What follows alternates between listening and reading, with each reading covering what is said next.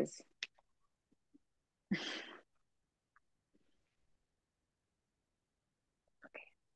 Shall we start admitting people in? 159. Seems good. Yeah. Yeah.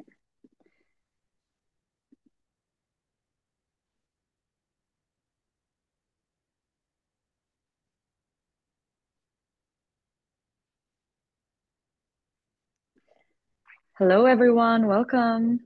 Welcome, Mike. Welcome, Ilaria. Hi. We're just waiting for people to come into the session. I see people are coming in now. Welcome, everyone. If you can turn on your cameras, it would be great for us to see you. But if you feel it's easier for you to listen to us with your camera off, do as best suits you. And just so you're aware, we are recording this session. It will be shared in the CCW platform, as you're probably aware if you've already attended other sessions. But just to give you a heads up.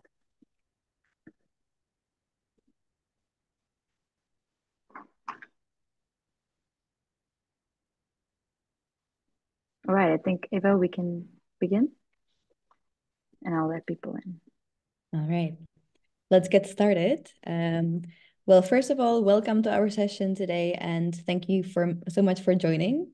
It's really our pleasure to be here with you all at the Catalyzing Change Week this year, and hosting a session about how you can augment your financing, but not only financing, also other types of decisions with the use of systemic venture assessment. My name is Eva Lalakova, and I'm the program lead at Metabolic Ventures. And I'm here today together with my colleague Niranjana Balaram, who is Metabolic Ventures program manager. And we'll be taking you on a little journey today of 1 hour. First, really starting with a brief check-in to really see who is in the room today. Then speaking a bit about Metabolic Ventures, our activities, and also really the systems approach to venture building and what it actually means. Then really focusing most of the session on the systemic venture framework itself. And then we have a breakout exercise in teams in which we'll enable you to actually engage with the framework directly and discuss some of the elements. And then we will end the session with a little Q&A. So for us, some of the objectives of today's session is really hoping that by the end of the session, you will be able to actually understand what it means to be a systemic venture. Also really understand how the systemic venture framework could benefit your work, how you could actually engage with it in your activities and decision making, and also really practically be able to engage with the framework and help us improve it so that in the next iteration we have a framework 2.0 in which all of you have collaborated to some extent. So now I would love to ask everybody to pull out their phones or another tab on their screens and put www.menti.com. And we will be just doing a few quick questions to see who is actually in the room today. Ninja is going to share the code with you in the chat. So the code is 825-97424. So again, that is menti.com. And I'm already gonna present the first slide. I hope everybody here is able to join. I'll give you all a little moment. So we're doing a little Mentimeter exercise also for the late joiners. That is menti.com, entering a code 82597424. And once you're able to go there, you should be able to see the first question, which is really a question which will help us really see who is in the room today, what is your name, your role, your organization, and if this is something that you would like to share with us, also your contact, and we'll use this contact to potentially share with you some follow-ups about the session and some of the work that we did together today in the breakout. So I'll give you all half a minute or so to fill this out. I'm going to see how we're doing on the attendance. Great to see people in the room. So we have some representatives from the Catalyst itself, from Montpellier Business School, Amsterdam Circular from Amsterdam. We have Financial Ecosystems for Systemic Transformation, WADEL. I'm sorry if I've mispronounced it. We have the Kilimo Collective. Great to see that people are joining in and filling this question out. I think it's always really interesting to see, who can we work with? Erasmus University, Pre-Distribution Initiative. We have Agros Ventures. Thank you so much for sharing. Let's give each other 10 more seconds or so. I think we have a few more responses potentially there. No, well, I think looking at who is in the room, perhaps most people have put this in. So let's now go to the next question, which is you can just choose one option which best describes the profile of your organization. And we will use this, or your role within your organization, and we will use this information for making sure that you're put into the right group for our exercise later in the session. So we have a few representatives from of venture support. We have sustainability experts in the room, a few of them, in fact. We have one entrepreneur, somebody who considers themselves as other. Let's wait 5 more seconds or so to make sure everybody can contribute. We have one person representing a philanthropy, a few more venture support representatives. This is really great to see. And of course, we will probably have a few additional joiners throughout the session. And last question, why did you join today's session? If you could just give us 1 or 2 sentences, perhaps you have a particular learning objective, perhaps you're just curious, perhaps there's something else, and we would really love to see some of your reasoning here. So just take 20 seconds or so, and then we will move on.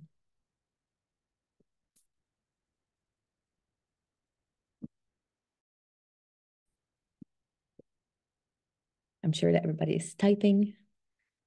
Let's just give everybody a moment to finish, and just keep it brief, please.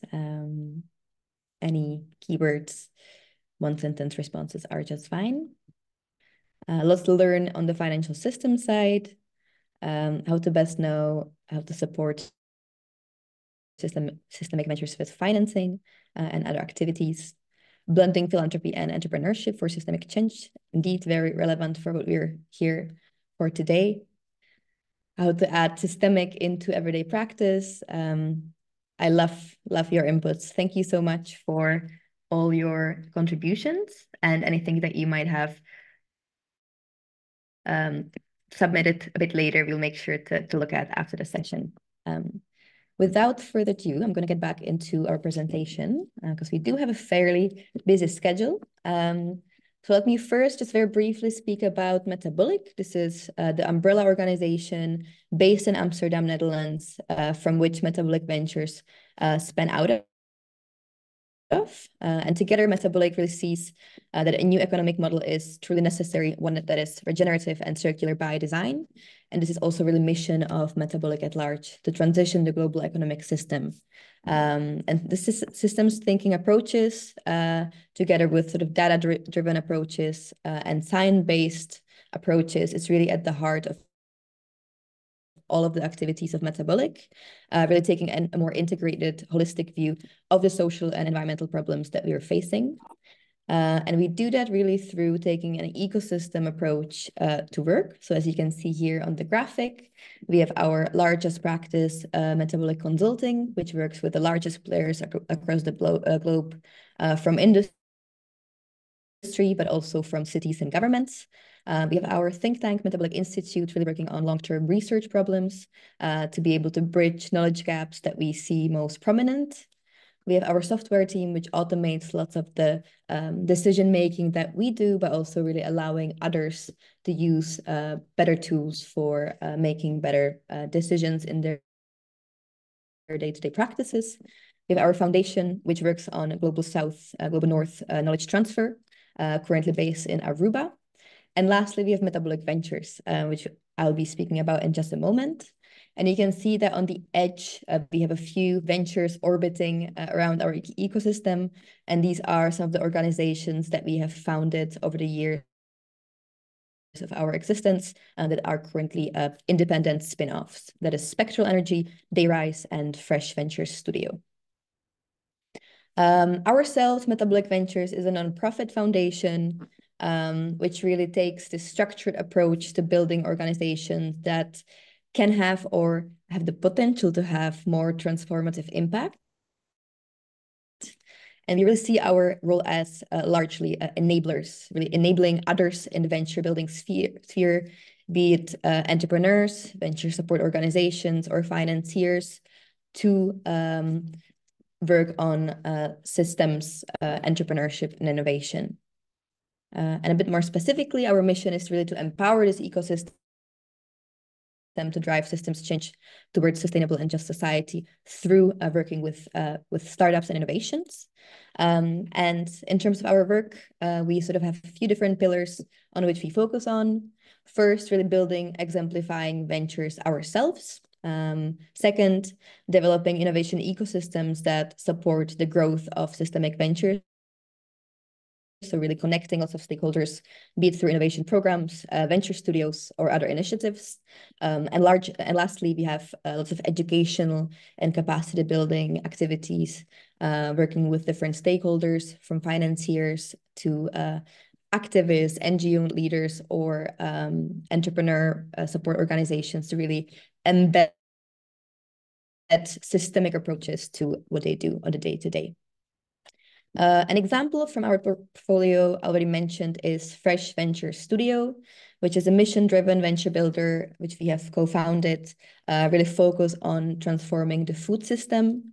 And every year it runs a few programs that work with entrepreneurs to really embed systemic approaches to understanding the agri-food system, to be able to co-create more systemic solutions that would be steward-owned.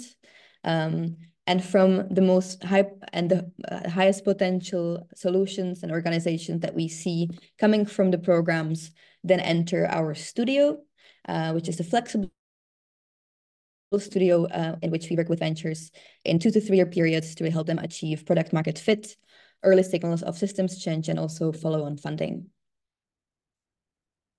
In terms of our work with financiers more specifically, we, first of all, are oftentimes re-granters in innovation programs. For example, we have done lots of work in the built environment, for example, in our program Circular Buildings Coalition, working with 10 circular ventures that bring in new solutions to the circular transition across Europe. We have also the SOTEC in Factory program, which works with 50 entrepreneurs across Europe, really focusing on driving new solutions to circularity across textiles, agri-food, and plastics and packaging. We also really try to strengthen investments into more transformative projects and organizations more broadly, be it through some of our consulting projects, collaborations, or tooling. As an example, we have worked with BioVision Foundation to help them redevelop the B-Act tool, which is an open source tool which helps entrepreneurial teams, project management teams, but also financiers really understand which kinds of solutions are most transformative, and also bridging the climate finance gap that we see that is currently very prominent. And for us, very briefly, systems change means, and this is a definition that we really like to use, really addressing true root causes rather than symptoms by altering, shifting, and transforming structures, customs, mindsets, power dynamics, and rules through collaboration across a diverse set of actors with the intent of achieving lasting improvements at different levels. And while this is a definition which we will be speaking about in a bit more detail later, we really see that navigating systems change, what it means and how we can actually assess transformative impact of organizations is actually a really challenging task. And what we need is more universal language and really means to understand what it truly means to build something that could be considered systemic or transformative. And these are some of the challenges that we see with conventional notion of social entrepreneurship, which doesn't necessarily always prioritize systemicness in the way they build their ventures. First of all, not actually addressing true root causes of problems, but rather their symptoms. Also really focusing innovations into areas that are perhaps already quite well addressed and really neglecting some of the areas where most action is needed. And also really by not taking a systemic approach, oftentimes having a very focused tunnel vision on one particular problem, not understanding where trade-offs might be necessary or also where their solutions might have some potentially negative or unintended consequences. And so for us, by taking systems approach to entrepreneurship, we really feel that organizations and business can be one of the most effective points of leverage for driving change. And if you sort of reconceptualize social entrepreneurship as such, then you have systemic venture, which can be on its own really considered as a new form. You could say new asset class almost of social enterprises. And just very briefly, an example or two of some ventures that or organizations that we would consider systemic.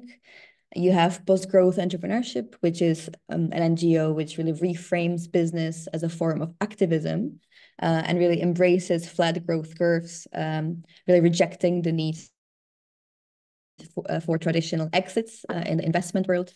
Or you have Purpose Foundation, which really works with organizations across the globe to embed new steward ownership principles into governance.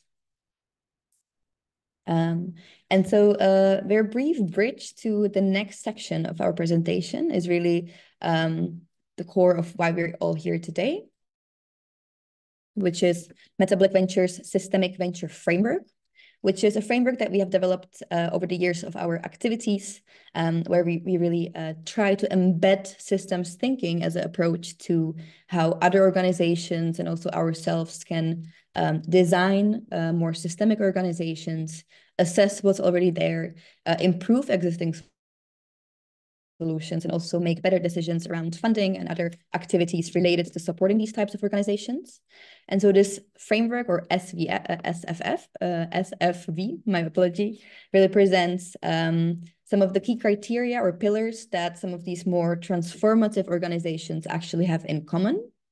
And it also forms the basis for our assessment scoring framework, about which my colleague will speak about in just a moment. In the slides and also on our website, you can find lots of resources around it.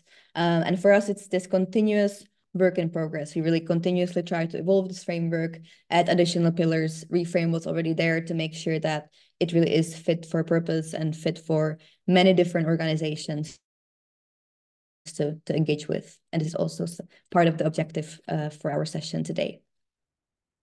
Ninja, the floor is yours. Thanks, Eva. Yeah, so for the next sort of 20 minutes, I'm just going to quickly go over the systemic venture framework and really give you a good understanding of it and how it works. But as Eva mentioned, it is an evolving framework. It's something that requires your input, it requires your use. And its main intention is to create this common language that we can all use to really think about these transformative enterprises. And so, as you can see on this slide here, the systemic venture framework basically contains four main pillars. These are the main pillars that we saw as very integral and also common across transformative social enterprises, and also as being very key and important aspects and characteristics to build a systemic venture. The first is addressing a fundamental problem. The second is designing a solution fit for that problem, but also at scale. And these are, of course, quite uniform characteristics, I would say, for any venture framework in general. But what makes a systemic venture unique is really also the organization and execution, which is characteristics that a lot of organizations tend to overlook. They tend to focus on the solution and the problem, which is important, but it's also important on how you organize your mission and protect the mission, and also work on it in a long-term aspect. So I'll get into each of these pillars in a second, and I'll also give you an example of an organization that we find to have these characteristics in quite a good form. So yeah, let's start with the first pillar. The first pillar is really addressing a fundamental problem. And how this framework works is that under each pillar, we have between 3 to 7 indicators. And these indicators are basically aspects under this pillar that fall under this category of addressing a problem, fixing a solution, etc. The idea is that with this venture framework, you can assess a venture across these different indicators. So you can give them points, for example, or you can also focus on 1 or 2 of these indicators that you find to be most important, and kind of focus on how to improve that aspect. So I'm going to give you an overview of all the indicators, but there's room at the end of this session for you to play around with this framework as well. Going over very quickly, the 5 indicators in this section are, does the venture address a fundamental problem, a root cause in the system? There's a lot of tools in systemic thinking methodologies and language to actually understand the root cause, from creating the boundaries of a system to really doing root cause analysis, understanding the dynamics. And this is really important. Also, kind of what Eva mentioned in the beginning, we've seen in the past decades this growth spurt of social enterprises, but it hasn't been able to really sort of transform this the crises that we're facing today with the tipping points, the climate and nature, etc. And why is that? And we find that it's because a lot of times they're addressing symptoms rather than root causes, and also problems that are not really the root cause for transformative change. Also, really integrating external insight, that's also a very important indicator. By this, we mean really understanding all of the different actors, stakeholders within the system that affect the dynamics of this problem, because nothing exists on its own. It all exists in relation to one another. And then finally, the last indicator in this section is, does it target a leverage point? And a leverage point is really a point in the system that if you change it has the possibility to create a large amount of impact in the entire system as a whole. And really targeting leverage points, especially given that we do have a time frame or a time constraint and really solving a lot of problems in the world today, is quite crucial for a systemic venture. Okay, go to the next slide. So here, I'll just quickly go over an example just to give you a bit of understanding of how this looks like in practice. So this is an organization called Common Land. I'm not sure if you guys have heard of it, but if not, I think Eva can put the link to their website in the chat so you can have a look. So Common Land really focuses on landscape restoration and really looking at a holistic approach to landscape restoration. Because of course, problems with ecosystem degradation and soil, loss of soil erosion, drought, desertification, etc., are really big problems. Actually, 40% of all our land is degraded. It affects 3.2 billion people, 67% of wildlife, and 50% of GDP is put at risk because of these issues. So it's an urgent problem, as you can see. So at least that indicator is sort of met. And what Common Land does is really utilize this holistic approach where they include people, stakeholders, and different elements in their approach. They include different stakeholders. They focus on building capacity. So it's not just building a solution, but building mindsets and capacity within people to actually take that solution further. And I'll talk a bit more about how they build a solution to this problem in the next slide. All right, so in the next pillar, if you can go to the next slide, Eva, we have designing scalable systemic activities and solutions. So this is the pillar that has the most number of indicators. And as you can see here, the indicators on the left, they include Does it have a radical breakthrough potential? Which is again similar to the leverage point. It really builds on the leverage point indicator in the previous pillar of, okay, does it A, address the leverage point, and B, is the solution built and designed in a certain way that it's able to radically change the rules of the game, change the rules in which the system is currently existing. Um, and then that sort of feeds into the next indicator of, does it play a critical role? Because a lot of times is the problem upstream, sort of at the beginning of the value chain, and not sort of as a symptom or downstream and at the end of the value chain. And then is it feasible? And these are sort of understood across different segments of, is it socially feasible, economically feasible, technically feasible, and is it also politically feasible? A lot of times we see that transformative ventures have great big ideas, but there's no legal structures to support it, which is something that we hope that more organizations can embed into their principles. But it's important to also see how feasible it is, because that's important in, is it designed to scale? Is it able to scale? And scaling, we see scaling in multiple different ways. It doesn't only include scaling out, but also scaling up vertically, scaling deep, and scaling in different ways that it fundamentally transforms how the system exists and is designed. The other indicators include managing unintended negative consequences. This is a really important one in systemic thinking, because a lot of times, a lot of solutions seek to, sort of put a band-aid over a bullet hole. And then what happens is, in the long term, there's problems created by the solution, which these organizations haven't taken into account. And then another problem has to be sort of, again, addressed. And I think a great analogy for this is even medicine, the human body. A lot of times we sort of topically address one aspect of the body if we're feeling ill. A lot of times Western medicine, antibiotics, they seek to do that. But then it creates other problems in the body. And you have to look at it holistically if you want to really seek to make a change. And you also have to look at it over a longer period of time. And then, of course, we have second order ripple effects. This includes, are they indirectly creating sort of changes within the system, within the organization, to really like convert to this new paradigm? So this includes also, are you positively influencing the people within your own organization to think differently?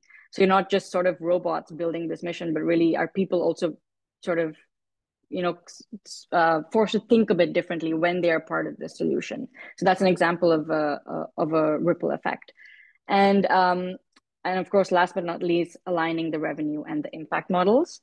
So really building a great theory of change that sort of makes the revenue and the impact really aligned throughout the mission.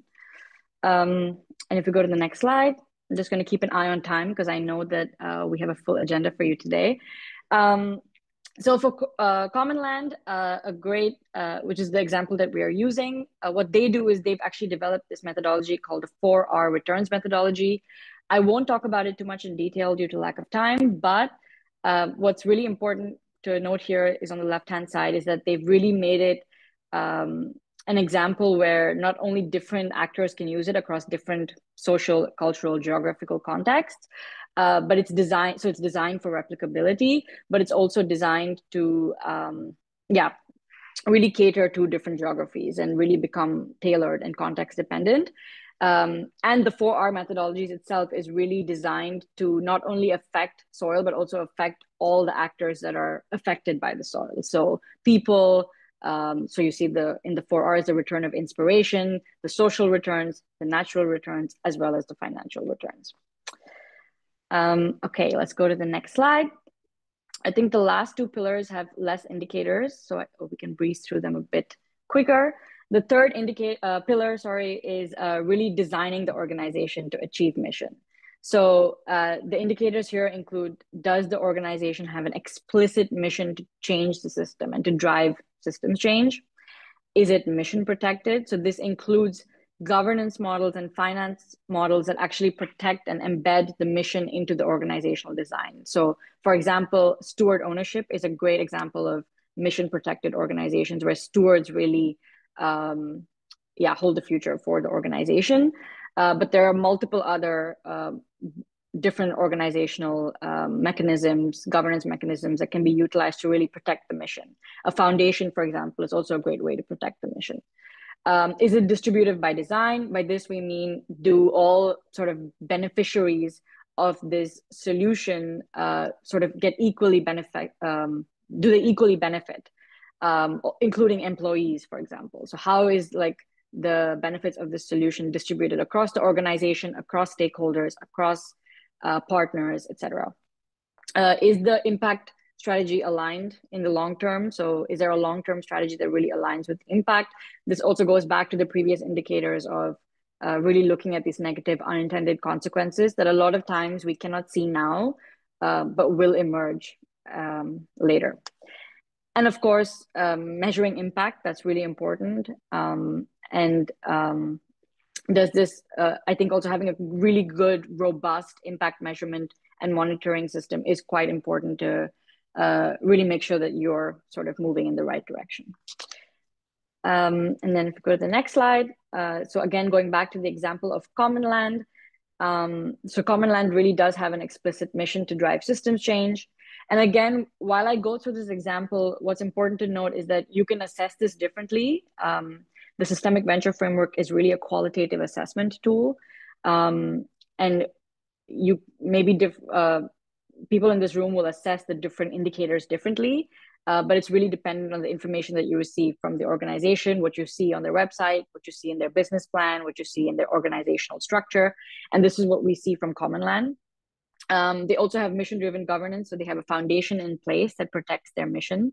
They are distributive by design, so they ensure that the 4Rs returns framework ensures that the benefits of the restoration are shared among all stakeholders. And their long-term impact aligned strategy includes very iterative learning, short learning cycles where outcomes are monitored, and they kind of sort of in short learning cycles understand what is most effective. And then if we go to the last pillar, which is the mission, the execution of the mission, sorry. The three indicators here, and the first of which I think is really important, is mission capable leadership. I think we oftentimes forget, or not forget, but it's overlooked. The leadership actually plays such an important role in transformative ventures. So not only is it important to embed it into the design of the organization, it's also important to embed it into the mindset of leadership. And that's what we mean by this. So is the leadership team willing and able to actually protect this mission and make a systemic change? Additionally, customers are also a good indicator. The venture has achieved strong, what are the customers saying, right? So what is like the traction that's gained? What are the beneficiaries saying? This is also really related to any entrepreneurial startup methodologies or frameworks that the customers are king in any way. And then finally, partners. I think one thing that's unique of the systemic venture framework is that it really tries to aim for a partner-driven collaborative approach, where you're not working in silos, you're not working alone, but you're really working together to collaborate to actually scale impact even further. And then if we go back to the example of Common Land, so Common Land, we have here their mission, which is to restore 100 million hectares of land, which is a monumental task, but achievable only if they act together and act now. And so collaboration is embedded into their design. If you go to the next slide, you'll see here that they have mission capable leadership, but also their partnerships are really integral to their organizational structure. They work really closely with policymakers, with funding bodies, with indigenous people, with media platforms, all different types of categories of partners to really make sure that their vision comes to life. And they've really successfully mobilized a global network from local farmers to international NGOs that really help in participating in these landscape restoration projects. All right, I think we can go on now to deployment. I'll give it back to you, Eva, so you can share a little bit about how it's been used. Eva, you're muted, sorry. I think, yeah. Thank you. Before we dive into the exercise, just very briefly, I wanted to introduce a few use cases that have been quite critical for us to be able to really work with the framework and deploy it in real life action. And again, something that I already mentioned is that for us, this framework is really a tool, an approach, a framework that anybody can use to really design better solutions, support existing ones, and improve them, assess the sort of transformative systemic impact potential of organizations, and also really make better funding decisions. And as already mentioned, we have done this in the SOTEC Factory, not only for really selecting the most transformative ventures, so to say, into the program. So we're currently working with 50 organizations across Europe, but also to really help the ventures to self-assess, to see where most of the work needs to be done. And also for us, as Concorsia, to understand how to actually distribute money, our grants, to realize the biggest impact as a program as a whole. BioVision, I already briefly mentioned. For us, the systemic venture framework was really the key basis for recreating the BAC tool to make sure that it really guides better decisions around how agroecological and transformative different agri-food related organizations can be. And lastly, in our own venture builder, we use the framework quite a bit to, again, help teams self-assess, create better solutions, really understand where solutions are most needed. And also, again, internally, we use it in our own studio acceptance criteria to be able to work with the most systemic ventures in our studio. For capital deployers, it has also similar benefits. It can be useful for investors, philanthropies, governments to really be able to filter for impact investment decisions and really make qualitative, as Ninja already mentioned, assessments quite early on in the funding cycles, but then also support their existing investments or grantees over time as they are busy with actually solving key challenges in their impact journeys. And without further ado, I want to really give you all the space to be able to engage with the framework briefly. So what we're going to do, here's a little overview of all the different indicators, but you will be also finding them in the Miro board with which we will be working very shortly. And for us, the key objectives for this exercise is really to understand which indicators are the most indicative of an impactful venture for all of you, and whether there's perhaps any indicators that you would like to reframe, maybe some indicators that you see are lacking, and all of that we really would love to get from you today.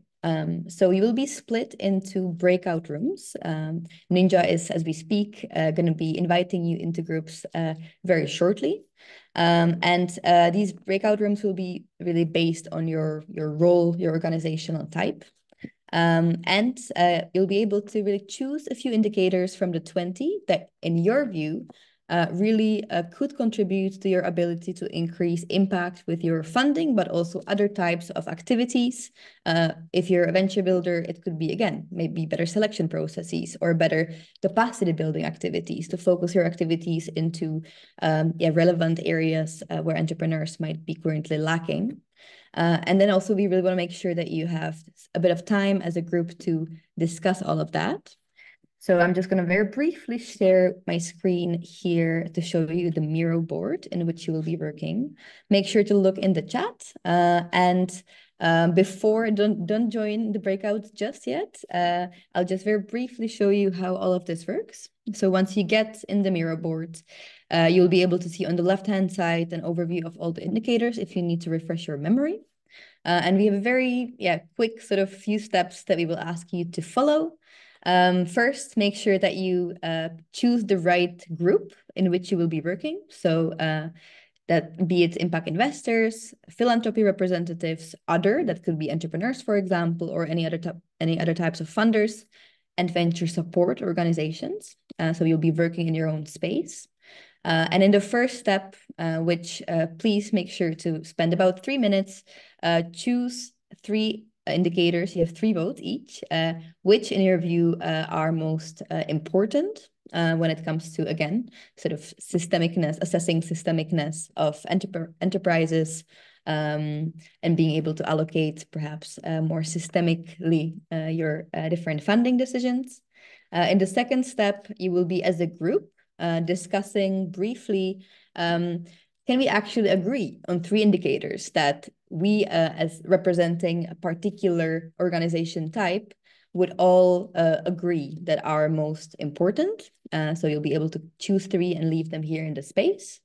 And then we want to ask all of you to use the rest of the breakouts to just individually review the indicators and see whether you would suggest any tweaks or perhaps ones that are missing. So feel free to just drag and drop the sticky notes. You can also just add any additional thoughts you might have around here. The space is really yours. And I hope that this is going to be an interesting exercise for all of you. So we have about 15 minutes for this, and then we'll come back for a little Q&A. And me and Ninja will be jumping around. So if you have any questions, you can also ask us. Yep. The breakout rooms are now open, so you will see a pop-up. If you don't see the pop-up, let me know. There's 4 breakout rooms.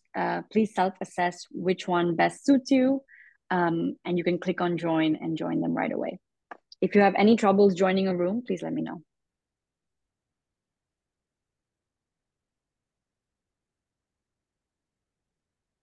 Yeah, I see some people are already joining.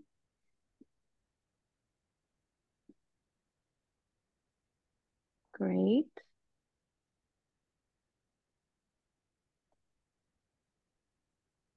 Yeah, so it should be just on your screen, this pop-up breakout rooms, and you should be just able to jump into one of the groups yourself. Yes.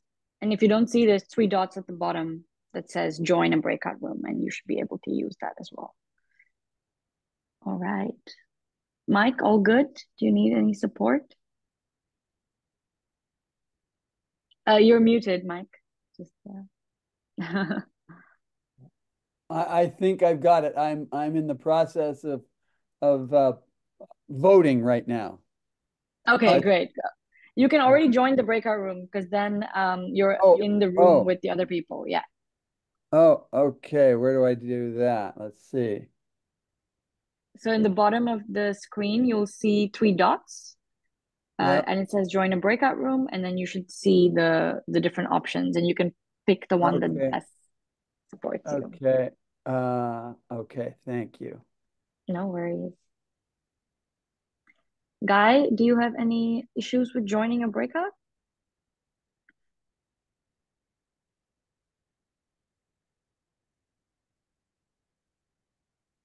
I think we can also assume that maybe not everybody is going to join the Okay. session actively. So let's just Yeah. maybe Ninja give everybody a few minutes to just kind of orientate themselves, and then we can help around. That's true. Toon is alone in Impact Investors. Maybe we want to move him, or should one of us join? What do you think?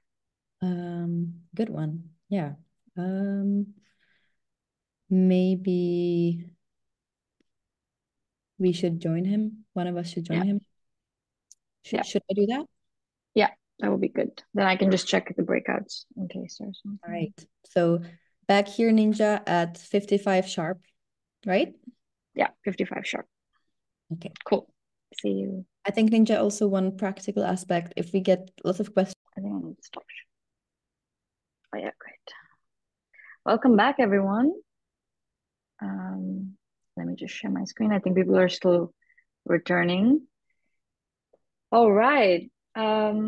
We only have 5 minutes left, which is a pity, but we do want to still get in some final reflections and questions before we wrap up today. So maybe if someone wants to already share from each breakout group, like a question that you might have or an interesting insight that you gained during the breakout that you'd like to share that's burning and you feel like has to be shared with the rest of the group, or also not. But yeah, does anyone have anything that they'd like to ask or share?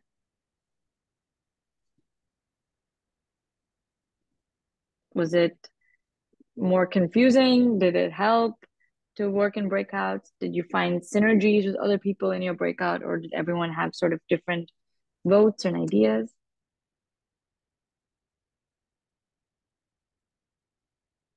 Yeah, Narendran, Mike. he's happy to go. We were just starting to sort of tease out some of the the 20 odd factors or criteria that you shared with us across the four main pillars.